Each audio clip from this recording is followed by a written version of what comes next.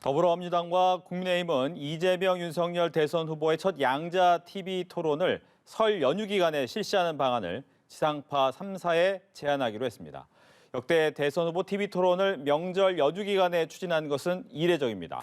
이 시각 정치권 이슈 김준일 뉴스톱 대표와 함께 짚어봅니다. 안녕하십니까? 예, 안녕하세요. 처음에는 27일 날 하겠다 이런 얘기 하다가 결국은 첫 번째 안은 31일, 두 번째 안은 30일. 바뀐 이유가 있을까요?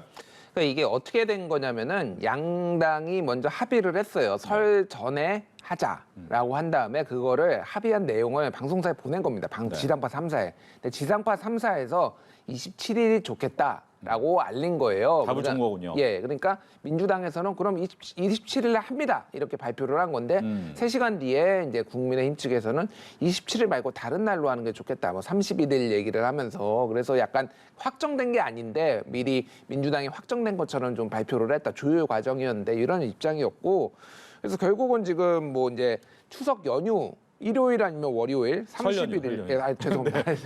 예, 죄송합니다. 예. 네. 설 연휴죠. 그래서 일요일 30일 아니면 31일 월요일. 근데 민주당에서는 27일도 목요일도 괜찮다. 뭐 네. 이런 상황이에요. 그래서 이게 지금 국민의힘에서는 지금 오후 7시에서 10시에 해달라라는 거거든요. 황금 시간대죠. 황금 시간대예요. 네. 그거를 그러면 지상파 3사가 다 빼고 중요한 프로그램을 다 빼고 이거를 중계를 할 수가 있느냐. 그러니까 이게 조율하는 게 조금 쉽지는 않을 것 같다. 이렇게 보여집니다. 근데 이렇게 설 연휴에 그것도 황금 시간대 하겠다라고 한 것은 그만큼 이번 TV 토론이 중요하다라는 것을 인식하고 있다는 건가요?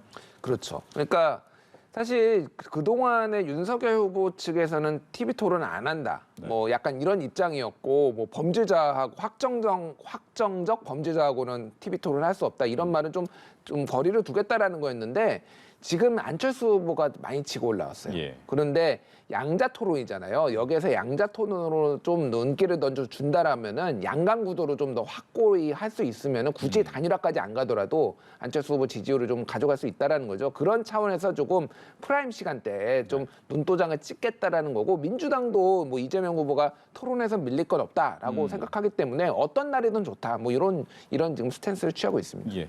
하지만 뭐 안철수 후보 측이나 심상정 후보 측의 입장에서는 가뜩이나 자기의 정책을 알릴 공간이 부족한데 양자 토론을 황금 시간대 설 연휴에 하겠다. 굉장히 부담스러울 것 같은데요.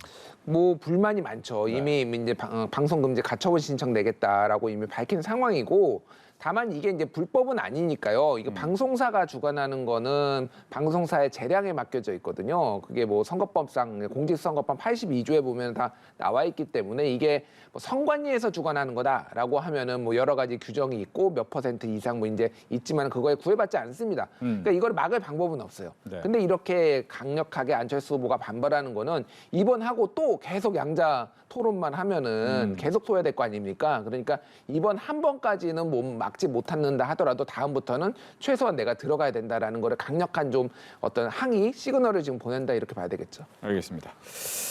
TV 토론 얘기는 이 정도 하고요. 다음으로는 이제 녹취록이 양쪽에서 계속 나오네요. 녹음 파일 녹취록. 근데 이제 이재명 후보의 또 욕설이 담긴 통화 녹음 파일이 국회에서 공개가 됐는데 어떻게 들으셨습니까?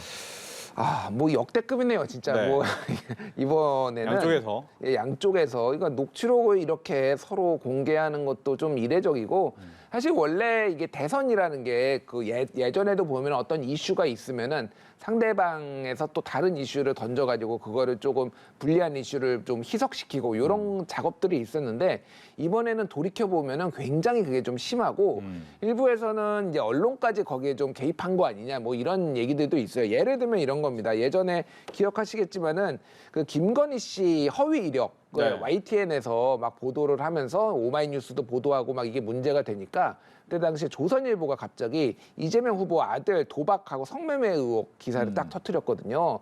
물론 알아서 잘 취재를 했겠지만은 정치권에서는 야 준비했다가 한 거 아니야? 뭐 이렇게 보는 시각도 있었어요.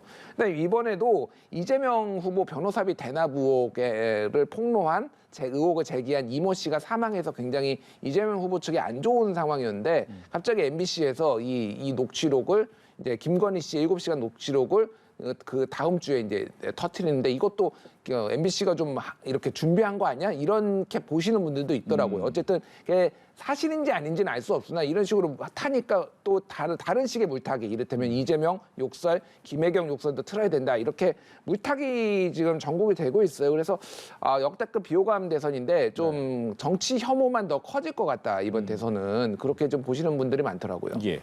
근데 이제 이재명 후보의 이 녹음 파일을 공개하는 것에 대해서 선관위에서도 어떤 일정 부분만 틀면 안 된다, 이런 얘기가 나왔었지 않습니까? 예, 그렇기 예. 때문에 이걸 공개한 부분이 과연 법적인 문제는 없을까라는 의문이 좀 드는 부분이 있어요. 그러니까 그게 14분짜리 예전에 네. 우리가 이제 그 뭐 깨어있는 시민연대인가 거기에서 공개를 해가지고 문제가 됐던 게 일부분만 틀면 안 되고 14분을 다 틀어야 된다라는 거라서 14분을 지금 막 유튜브에 다 올리고 네. 그쪽에서 그러게 하고 있거든요. 그래서 지금 이 장영하 변호사라는 분도 전체 이거 말고도 다른 내용들을 다 올린 거예요. 지금 알려지지 않았던 부분도 지금 올렸다고 합니다. 160분이나 되더라고요. 예. 그러니까 이게 뭐냐면은 사실은 MBC 측에서 이렇게 얘기를 했어요. 그러니까 그 국민의힘에서 그 이재명 욕설 파일도 방송해야 된다라고 김건희 씨의 통화 녹음 7시간을 방송을 할 거면 네. 거기에 대해서 맞춰서 또 해야 된다. 해야 된다라는 게 국민의힘의 주장이었는데 MBC 측의 그 스트레이트에 있었던 기자의 입장은 아니 이재명 후보 욕설 파일은 이미 다 공개됐던 거고 새로울 게 없는데 이거를 왜 해야 되냐, 그냥 보도 가치가 없다라고 하니까 자 그러면 새로운 거를 우리가 보여줄게, 너희 그럼 이거 보도할 거야 안 할 거야, 이런 네. 식으로 지금 대응을 하는 거예요. 그래서 어찌됐든 새롭게 지금까지 공개가 안 됐던 내용도 일부 있습니다. 뭐 네. 내용이 완전히 다른 건 아니지만은 그런 부분이 있기 때문에 이게 지금 서로 조금 좀 진흙탕 싸움이 돼가고 있다, 이렇게 봐야 될 것 같아요. 예. 뭐 언제까지 이런 얘기를 더 들어야 될지, 그 선거, 우리나라를 대표하는 대통령을 뽑아야 되는 선거임에도 불구하고 서로 이런 나쁜 점이 있어요, 저런 나쁜 점이 있어요, 이런 얘기만 듣다가 남은 49일이 지나가지 않을까라는 생각이 좀 듭니다. 진짜 이런 데서는 제가 처음 봤고요. 그렇게 우려를 하시는 분들도 많은데 이 와중에서도 어쨌든 유권자들이 현명하게 좀 판단하셔야 될 것 같습니다. 어떤 게 좀 더 중요한 문제고 개인의 문제인지 아니면은 이게 국가를 통치하는 데 있어서도 문제가 될 것인지 여부를 좀 판단해 좀 유권자분들이 좀 하셔야 될 것 같아요, 이 부분은. 알겠습니다. 경로당에서 관련된 정책 공약을 발표한 이후에 기자들과 만났는데 가장 많이 나왔던 얘기가 지금 개헌 관련된 얘기였습니다. 개헌에 대해서 전면 개헌은 조금은 불가능할 것 같지만 부분적인 그리고 순차적인 개헌이 필요하다라는 이야기를 했습니다. 관련된 내용을 계속해서 좀 이야기를 나눠봐야 될 것 같은데 예. 저희가 준비한 음성이 있습니다. 바로 이제 잠깐 뭐 이재명 후보도 얘기를 했지만 안철수 후보가 이 개헌에 대해서 얘기를 했을 때 어떻게 대답을 했냐 하면 대통령의 권한을 가지고 4년 중임제를 갖고 간다는 것은 문제가 있다, 즉 권력 구조를 바꿔야 된다라는 얘기를 했습니다. 한번 들어보고 얘기를 해볼까요? 사실 지금 현재 제왕적 대통령의 권한을 가지고 있는 사람이 4년 중임제가 되면 모든 권한을 총동원해서 재선될 겁니다. 그러니까 이건 사실은 대통령을 판련하겠다는 주장과 저는 똑같은 주장이라고 생각합니다.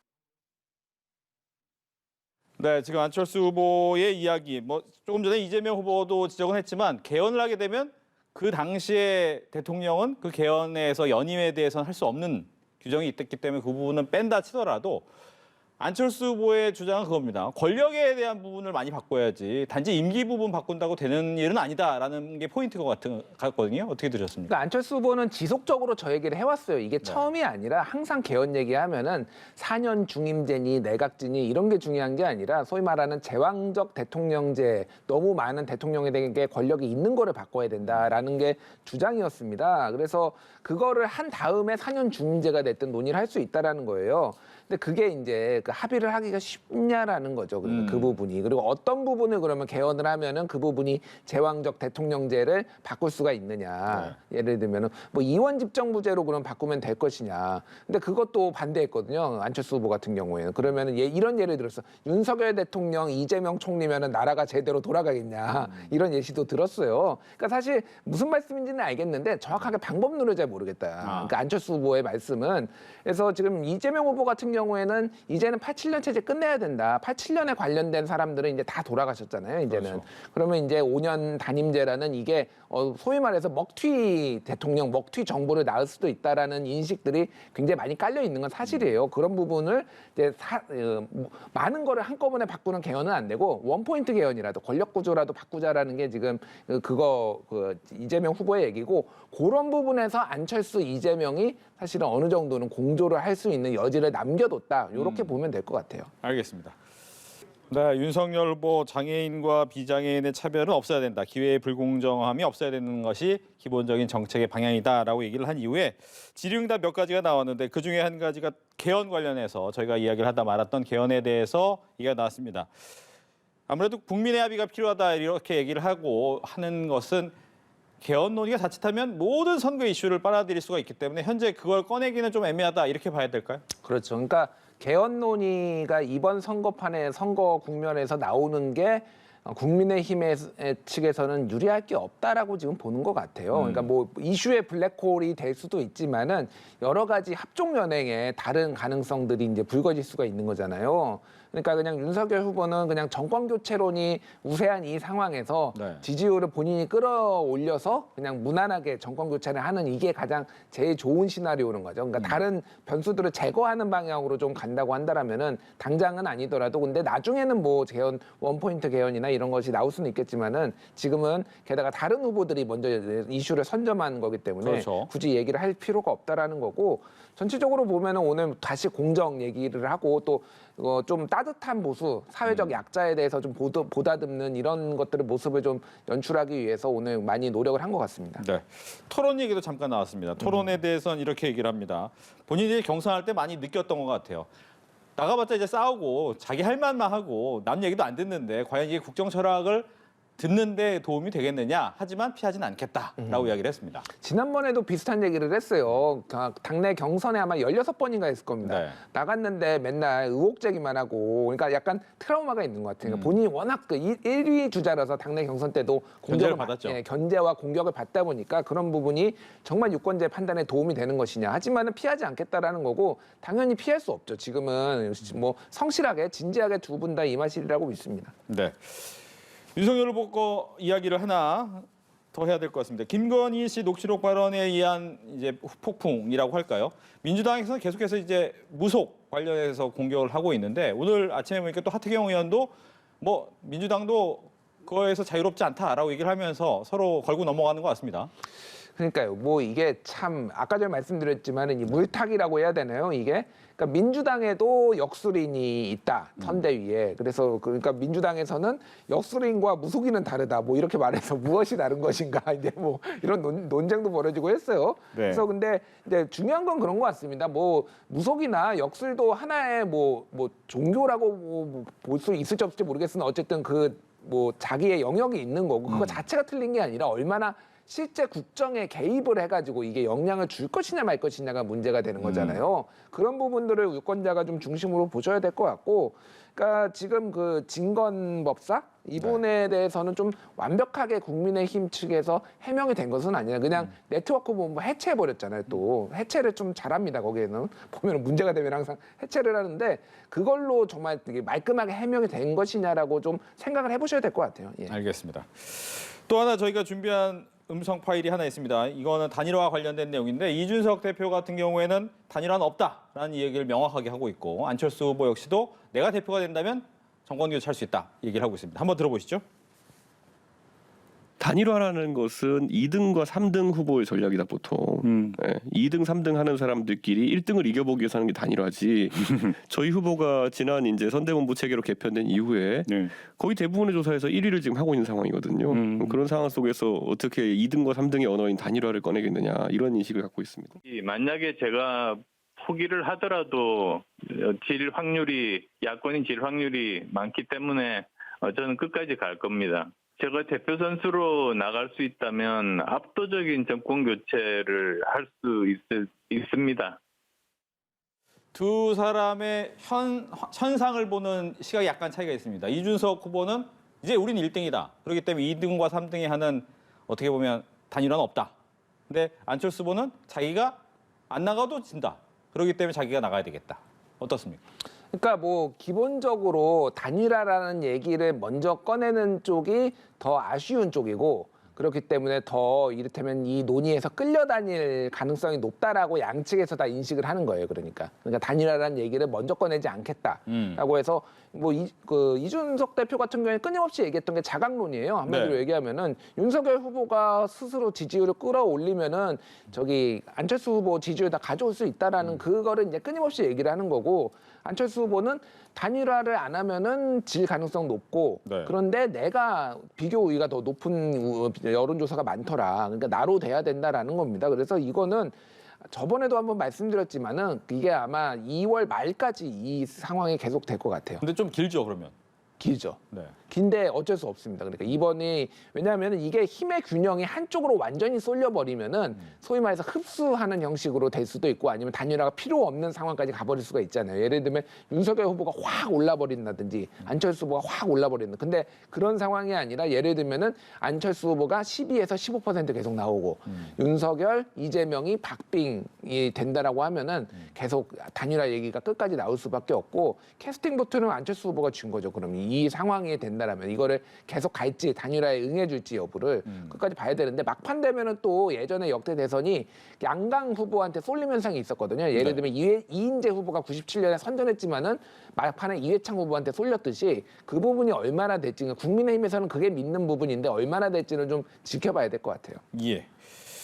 이준석 대표에게 하나만 짧게 더 하겠습니다. 보니까 이제 무궁화호 열차 내량을 빌려서 어떻게 보면 이걸로 선거운동을 하겠다. 좀 전에는 못 봤던 방식이에요. 예, 뭐 메타버스를 의식한 거 아니냐. 그쪽엔 버스니까 우리는 열차다. 그래서 이름도 잘 짓습니다. 윤석 열차.